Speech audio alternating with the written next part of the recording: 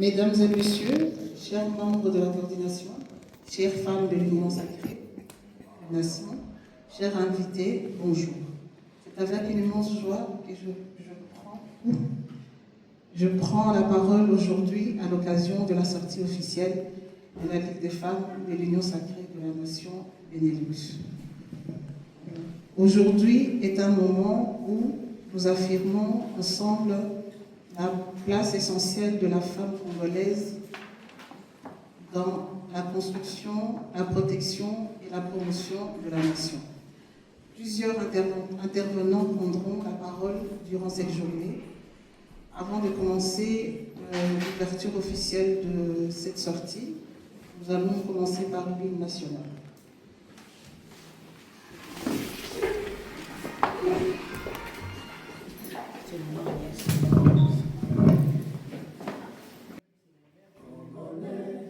Unis par le sort, unis dans l'effort pour l'indépendance. Dans la paix au peuple ardent, par les labeurs, nous bâtirons un pays plus beau qu'avant. Dans la paix, citoyens, entonnez l'hymne sacré. Solidarité, fièrement saluer l'emblème d'or de votre souveraineté. Don béni Congo, des aïeux Congo, au pays Congo, bien-aimé Congo, nous peuplerons ton sol et nous assurerons ta grandeur. 30 juin au doux soleil, 30 juin du 30 juin, jour sacré, sois le témoin, jour sacré de l'immortel, serment de liberté, que nous léguons à notre postérité pour toujours.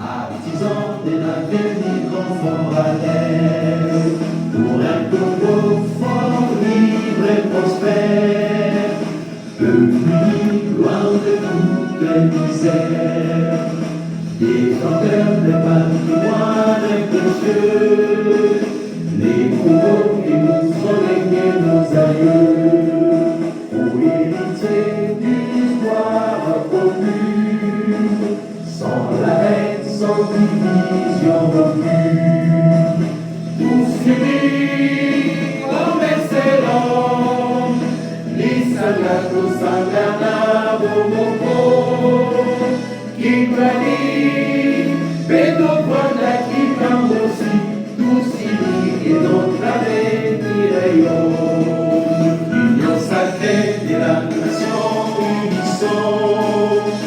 Non, c'est fort pour un nouvel horizon.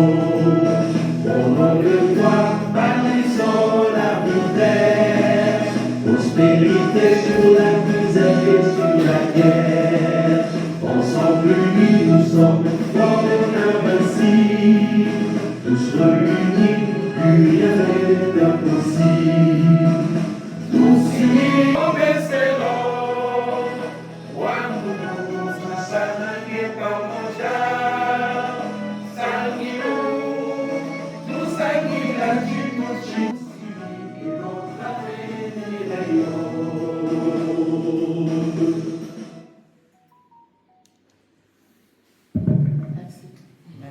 Mesdames, Messieurs, chers membres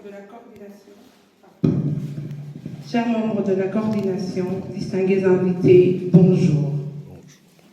C'est avec une immense joie et une profonde émotion que nous nous réunissons aujourd'hui pour inaugurer la coordination des femmes de l'Union sacrée. Ce moment marque une étape historique, un tournant décisif dans notre engagement collectif pour une société plus juste, plus inclusive et plus solidaire. Elle incarne la force tranquille, la résilience, la sagesse des femmes qui, depuis toujours, portent les espoirs et leurs familles, de leur communauté et de leur pays. À travers les épreuves et les victoires, les femmes ont toujours été au cœur du progrès, souvent dans l'ombre, mais toujours essentielles. Aujourd'hui, nous affirmons haut et fort que les femmes ne sont pas seulement les piliers de la société. Les femmes sont aussi les bâtisseuses, les stratèges, les leaders. La coordination des femmes est un espace de dialogue, d'action et de transformation. Un espace où nos voix comptent, où nos idées prennent vie et où notre engagement devient moteur du changement. À travers cette union, nous portons une vision, celle d'une nation forte, parce qu'elle est inclusive et résiliente, parce qu'elle s'appuie sur la force de femmes. Je vous invite à célébrer cette inauguration avec fierté, avec détermination et avec certitude que l'avenir que nous construisons ensemble sera plus lumineux, plus équitable et plus fort grâce à l'union sacrée des femmes. Merci à toutes et à tous pour votre présence. Ensemble, avançons.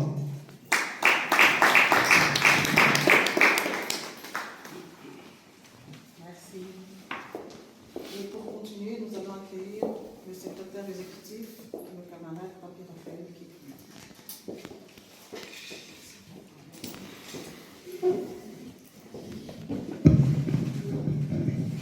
Merci, Madame la chargée de communication. Je prends la parole au nom de la coordination, mais aussi au nom de l'Assemblée générale. Le président de l'Assemblée générale se trouve actuellement au pays, à Kinshasa, donc il ne pourra pas être avec nous ce jour. Et il avait délégué son vice-président qui devait aussi prendre part aujourd'hui à l'activité des femmes. Malheureusement, celui-ci est aussi occupé en ce net moment à la même activité, mais cette fois-là de son parti politique, l'UDPS. Donc, ce qui a fait qu'il ne pouvait pas non plus être là. Alors, voilà pourquoi je prends la parole en ma double qualité de rapporteur de l'Assemblée générale, mais aussi de secrétaire exécutif de l'Union sacrée Benelux. L'activité de ces jours revêt un caractère capital. Pourquoi? Parce que depuis l'installation de la coordination centrale ici par le secrétaire permanent, le professeur André Mbata, il était tout à fait normal que chaque structure de l'Union sacrée Benelux s'organise en interne pour échanger entre elles. Voilà pourquoi, dans les calendriers qui étaient fixés pour les activités, les mamans ont prévu une sortie officielle.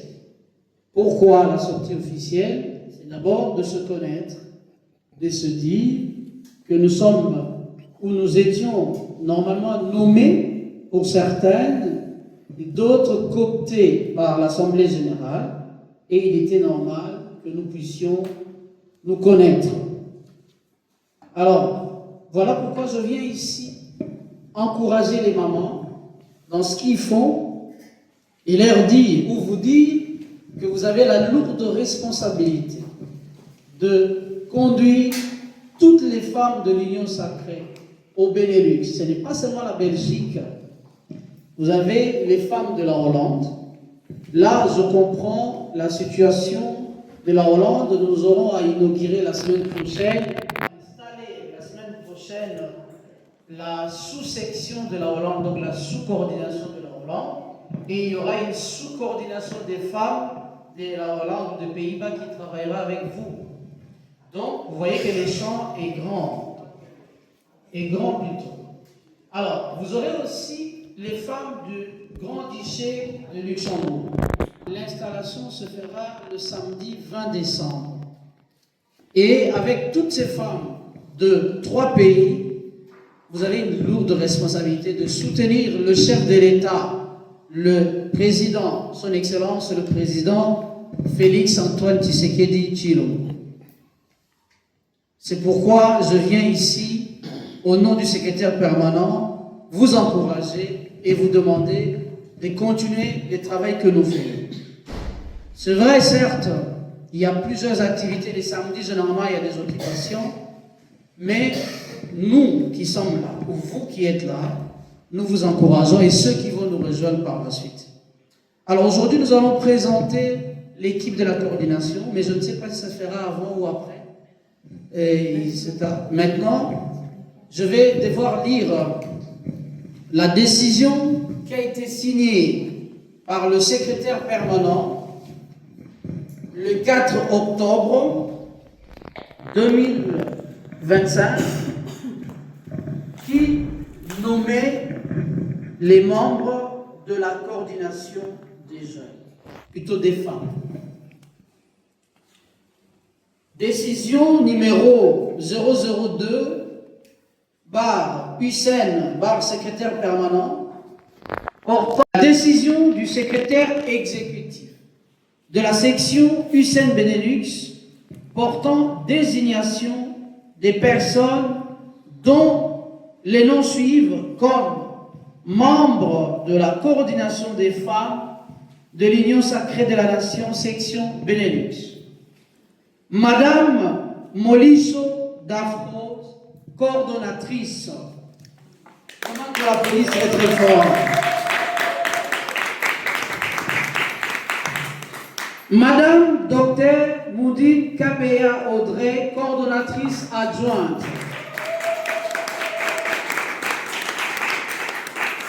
Madame Léonie Moulemo, secrétaire rapporteuse.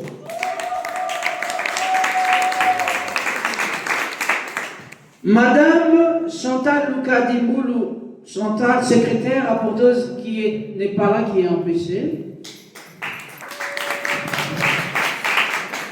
Madame Adèle Mongombe, chargée de communication, médias et porte-parole. On va lire seulement ceux qui sont présents, ok? Comme ça, on va aller vite. Voilà. Madame Yoni Bijou, trésorière adjointe.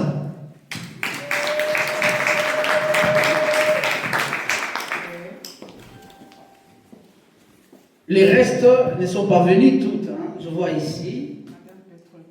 Oui, je sais, je parle des autres. Alors, madame, il y en a 2, je vois. Très bien. Madame Petronelle Lufumula Kilaba, conseillère.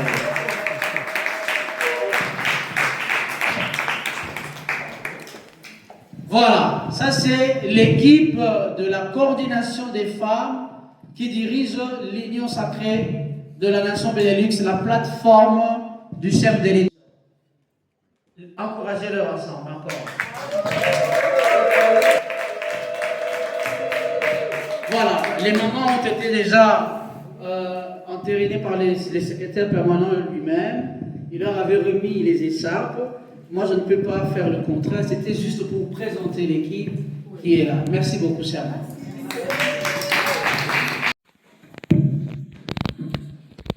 Mesdames et messieurs, membres de l'Assemblée générale, messieurs les secrétaires exécutifs, mesdames et messieurs, membres de la coordination centrale, mesdames, membres de la coordination de la Ligue des femmes, madame Stéphie Mondel, conseillère communale à la ville de Liège, distingués invités à vos titres respectifs. Permettez-moi avant toute chose d'exprimer ma profonde gratitude pour votre présence à ce jour glorieux de la sortie officielle de la coordination de la Ligue des femmes de l'Union sacrée Benelux. Votre participation témoigne du respect que vous accordez à cet événement ainsi qu'à la mission qui nous est assignée.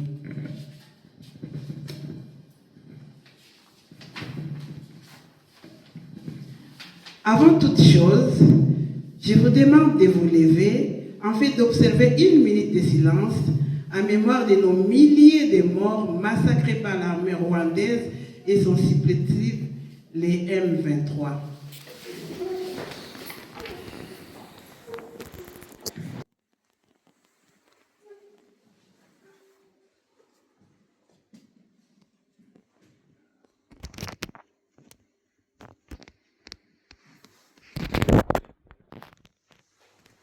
Merci. Mesdames et messieurs, distingués invités, la République démocratique du Congo, notre pays, traverse une période cruciale où elle est confrontée à des défis immenses tels que sécuritaires, économiques, politiques, sociaux et tant d'autres. Plus que jamais, notre pays a besoin de toutes ses forces vives, tant à l'intérieur qu'à l'extérieur. Nous avons constaté cela lors de l'allocution du professeur André Bata, secrétaire permanent de l'Union sacrée pour la nation,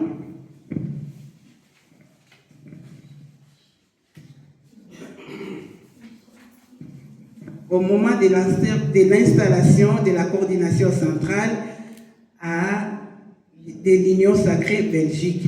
Nous l'avons aussi constaté lors de notre entretien avec le ministre de la diaspora à l'ambassade de la Belgique, où ils nous ont parlé des besoins de la République, non seulement pour les citoyens qui sont au pays, mais aussi pour nous, les gens de la diaspora. Chers membres de la coordination de la Ligue de la Femme, le Congo a besoin de vos idées, de vos ambitions, de votre lucidité, de votre intelligence, de votre créativité, de votre leadership et de vos compétences. Je voudrais ici rendre hommage à son Excellence Félix Antoine Tshisekedi Tshilombo, président de la République, champion de la masculinité positive. Il est en effet le premier président de notre pays, la République démocratique du Congo, d'avoir élevé la femme à des plus hautes fonctions, non pas parce qu'elles sont femmes, mais grâce à leurs compétences. Le Congo a besoin de la solidarité féminine qui transforme les communautés et change les nations. Vous êtes des ambassadrices pour porter et soutenir la vision du chef de l'État, son Excellence Félix Antoine Tshisekedi Tshilombo, vision de faire du Congo un pays uni, fort et prospère.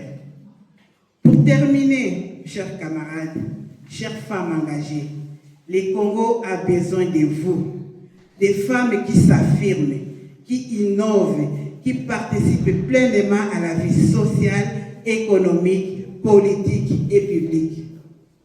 À vous, femmes de valeur, je souhaite vous rappeler ceci. Votre voix compte.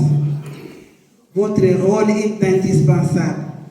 Votre place est partout où se construit l'avenir de notre cher, grand et beau pays. Soyons du bon côté de l'histoire. Que Dieu bénisse la République démocratique du Congo.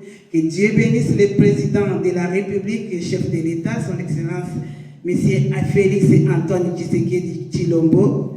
Que Dieu vous bénisse. Je vous remercie.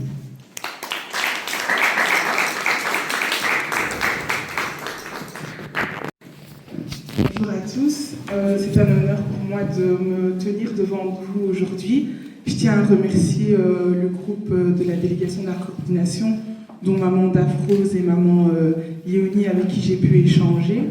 Aujourd'hui, c'est aussi pour moi une opportunité d'échanger avec vous, femmes congolaises, en étant des pionnières dans votre organisation. Maman Daphrose, qui a été aussi une pionnière ici à Liège dans la politique, avec qui j'ai déjà pu échanger durant les élections. Donc moi, je m'appelle Stéphie Mundaï Lubaya, j'ai 27 ans, j'ai étudié les sciences politiques. Aujourd'hui, j'ai été élue conseillère communale à la ville de Liège pour le Parti socialiste. Donc depuis 1 an, je siège au sein du conseil. pour les thématiques comme la mobilité, le logement ou encore la jeunesse et l'enseignement. En tant que femme congolaise, ça reste un défi de continuer à, on va dire, inspirer la jeunesse à s'instruire sur les thématiques qui nous touchent ici en Belgique, mais aussi au Congo, quand on voit les femmes qui sont violées à l'est du Congo. Donc, c'est de continuer à discuter et à interpeller le gouvernement autour de ces questions. Quand on peut voir aussi, notamment ici à Liège, on a organisé des manifestations, deux manifestations, mais on a aussi organisé des conférences où on essayait de discuter sur les défis qu'on peut rencontrer en tant que Congolais de la diaspora.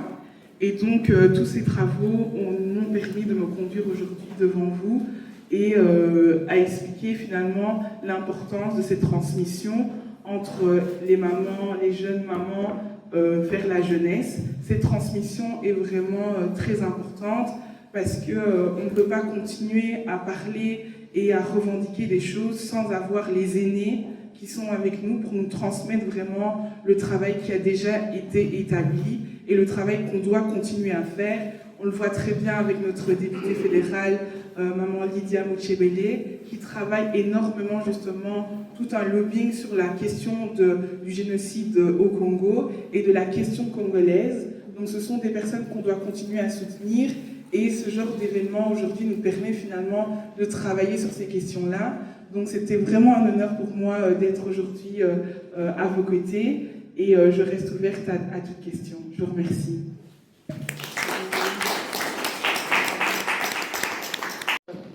Votre discours. J'avais juste une question. Est-ce que s'engager en politique en tant que femme, c'est simple ou c'est difficile? Parce que nous, au Congo, on sait que c'est un peu compliqué avec les sexismes et tout. Mais est-ce qu'ici, en plus du sexisme, est-ce qu'il y a une part de racisme aussi? Oui, ici, s'engager en politique de manière globale, ça reste très compliqué, d'autant plus quand on est une femme racisée, parce que c'est un milieu qui est élitiste et qui est un milieu qui est fermé, qui n'est pas ouvert à la diversité et à l'inclusion. Donc, heureusement qu'on a le travail des aînés, comme je le disais, qui reste très important, dont Maman Marie-Jeanne, qui a été aussi conseillère communale avant moi, ici à Liège, et qui avait déjà ouvert la voie, on va dire, pour les générations suivantes. Et son travail a permis que la jeunesse puisse se présenter aux élections et s'investir dans la politique. Moi, dans ma famille, il n'y a personne qui fait de la politique, mais j'ai eu cet engagement parce que j'ai fait des simulations parlementaires, dont une où j'ai été au Canada, et j'ai vu que là-bas, c'est très facile en fait de s'engager en politique. C'est vraiment ouvert sur la diversité. Il y a pas, on sent, il y a du racisme bien sûr, mais c'est plus facile pour eux de s'engager. Et depuis là, ça m'a ouvert l'esprit. Et quand j'ai eu l'occasion de m'engager ici en Belgique, je l'ai fait. Ça reste compliqué bien sûr parce qu'il y a, on voit bien le climat actuellement avec la politique qui est appliquée. La communauté chrétienne et la laïcité. Je reviens sur cette question parce que je constate en tout cas qu'il y a une sorte de dispersion et qu'il n'y a pas une coordination. J'ai eu Clara Gattuso qui s'occupe de vivre ensemble, de la jeunesse, de cette partie-là en tout cas, et tout ce qu'on peut dire est qu'elle ne s'intéresse qu'à la jeunesse chrétienne. Et elle ne développe que les valeurs chrétiennes. Donc les musulmans n'iront jamais à la rencontre de celle-là, de ce genre d'organisation. Il y a la jeunesse musulmane qui, en tout cas, après où moi j'habite, je trouve qu'ils ont aussi leurs rencontres qui évoquent leurs valeurs, qui savent. Bon, voilà. La laïcité, je ne sais pas qui s'en occupe. En tout cas, moi j'ai l'impression que vous avez la mission de réunir ces trois tendances pour faire sortir des valeurs communes en tout cas pour la jeunesse, parce qu'actuellement on trouve que notre jeunesse n'est pas du tout, ne va pas dans le sens pour plusieurs aspects que je me garde d'évoquer ici. Et donc j'aimerais que la ville qui finalement centralise tout puisse avoir le temps de rencontrer les différentes têtes d'affiche de ces différentes communautés, différentes sous-entités, pour qu'on puisse mener ensemble certaines valeurs, défendre certaines valeurs communes, je veux dire, en tout cas à l'équilibre de notre société. Voilà. Alors, c'est que c'est une proposition, mais qui peut être discutée. Hein. Mais je souhaiterais que vous puissiez vous en occuper par moment, parce que Gattuso, Clara m'a dit, je ne peux pas aborder cette question parce que je ne souhaite pas aller chez les musulmans et je ne souhaite pas non plus aller vers la laïcité. Voilà. Je vous remercie pour votre question et aussi votre soutien durant la campagne. Oui, donc moi j'ai été élue il y a 1 an, donc durant ces 1 an j'ai eu l'occasion d'observer finalement, on va dire, les problématiques que la jeunesse rencontre. Donc actuellement je siège dans 3 maisons de jeunesse, Jupy, Buranville et Glin. Et donc ces maisons de jeunesse, on va dire que ça a joint un peu la laïcité, puisque les valeurs, en tout cas religieuses, ne sont pas partagées. Mais il y a déjà un travail qui sont fait avec les maisons de jeunesse. Et donc ça, c'est déjà le premier aspect, c'est qu'il y a des maisons de jeunesse qui permettent de rassembler, on va dire, les différentes communautés. Deuxième chose, moi je fais partie d'une église, donc de la Nouvelle Jérusalem de Liège, et on agit aussi avec la jeunesse, ça c'est le côté religieux. Donc je veux dire, j'ai mon pied, on va dire, en tant que chrétienne aussi, mais j'ai aussi mon pied en tant que mon mandat de conseillère communale qui me permet, on va dire, de travailler sur l'aspect et les problématiques que la jeunesse peut rencontrer. Justement, au mois de décembre, on organise, pour aussi avoir cette communauté, comme vous le dites, musulmane, on organise à Brissou, au Lomisport de Brissou, l'occasion de visionner la CAN, donc la Coupe d'Afrique des Nations, au Lomisport de Brissou, organisée avec la ville. Et donc c'est pendant, on a choisi 4 matchs où les jeunes peuvent venir voir le foot sans avoir des débordements quand ils le font dans des cafés. Et donc ça a été initié justement par ma part avec des jeunes de Brissou. Et on a des communautés différentes, donc on va voir le match du Maroc, on va voir le match de la RDC. Et ça, c'est des lieux de rencontre qui vont permettre aux jeunes, voilà, de s'amuser, mais en même temps de garder contact avec eux pour continuer à travailler. Mais oui, on voit bien qu'ici à Liège, il y a vraiment une dispersion dans la jeunesse et ça reste vraiment le défi.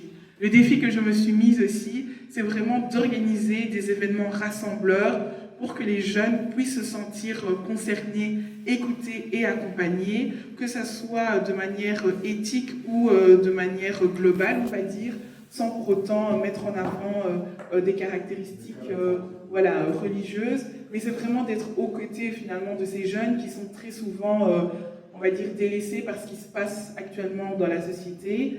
Et oui, on a commencé à travailler sur ça, et c'est de continuer à rencontrer finalement ces organisations. Il y a énormément d'ASBL finalement qui aident les jeunes, et ça reste vraiment un travail que je suis en train de faire, bien sûr, accompagné, on va dire, de la ville et de son échevin. Il y a un échevin de la jeunesse qui est monsieur Benjamin Hurard, qui continue à travailler avec les maisons de jeunes. Et donc voilà, le travail est en train d'être fait, mais c'est vrai que je pense que ce qui manque des fois, c'est la communication. C'est-à-dire que ce que nous sommes en train de faire, il faut que ça puisse passer, on va dire, dans les différents milieux pour que la communication soit entendue de tous et que les actions soient connues de tous. Je voudrais simplement remercier les camarades secrétaires exécutifs, remercier Madame Stéphie Mondet. Merci beaucoup, ma fille. Et il faut persévérer. Persévérer, je crois que avec les contacts avec Lydia Moutiébel, elle a aussi persévéré, elle a percé. Aujourd'hui, elle est députée fédérale. Tout se donne, tout passe par la politique. C'est ce que nous oublions. Et parfois, on dit que les chrétiens ne font pas la politique. C'est faux. Joseph était politicien. Un premier ministre, c'est un politicien. Donc, nous vous encourageons. Et j'encourage aussi toutes les femmes qui sont ici. Il n'y a pas de petits et de grands politiques, il y a la politique. Et nous tous, nous sommes versés là-dedans. Merci beaucoup, c'est un samedi. Il y a beaucoup d'activités, comme le secrétaire exécutif a dit. On devrait être à plus de 50 femmes, mais vous êtes là, c'est l'essentiel. Merci aux membres de la coordination. Merci aux membres de la Ligue des femmes. Merci à nos invités, les amis. Et nous allons, comme ça se passe chez nous, partager un petit repas. Et parler, c'est connaître, c'est le but aussi de la journée d'aujourd'hui. En tout cas, merci, merci, et que la prochaine fois, vous soyez encore là. Et Dieu vous bénisse.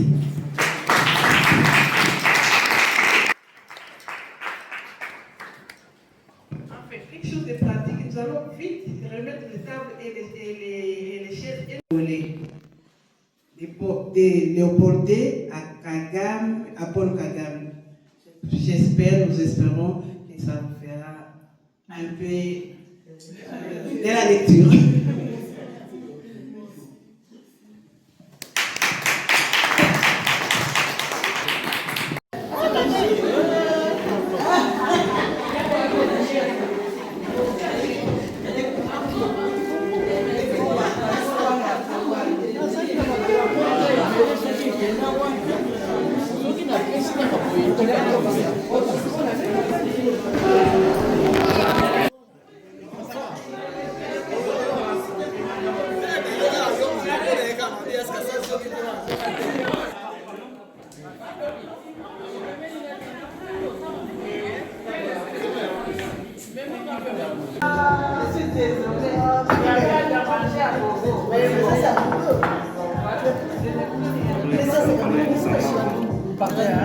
Non, le train il a 19h, il va faire un train.